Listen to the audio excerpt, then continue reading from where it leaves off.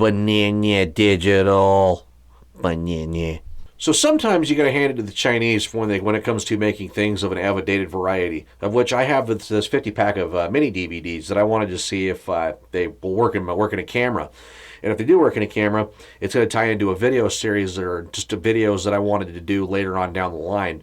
Even though I still do have DVDs, I only have one camera with night shot. And since I mentioned that, this is a twofer video. It's because I bought this little Andor IR floodlight, and I wanted to see how well it worked with the camera that I'm going to be testing, because it has a slot for it and everything. So, got a twofer video here. But since me standing here and talking about these items would be boring, let's go ahead, let's slap one of these DVDs into the camera, slap the IR light on, and let's have some fun. So screw it. Jump. All right, just a little bit of setup on this. I got my little tube right here. Got the IR light, which all I got to do is just slide the thing back, just slide the IR light on and tighten it. That's really not that big of a deal. Now, like that's on there. Open up this. Actually, make sure my knife's open so it doesn't close on my fingers. I need to find like a wooden dowel or something to stick inside of here, because to keep all the discs upright. I'll do that off of camera, obviously. But let's go ahead. Let's grab a disc, which if it'll show up, they're a little beat up. Do something it's not supposed to do. But anyhow, let's go ahead and let's close my knife on my jacket and open her up.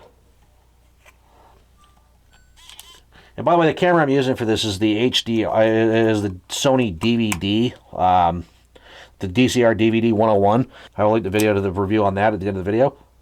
But that's just as simple a setup as that. So that's enough of this using this camera. So as you can see, obviously the DVD most likely worked.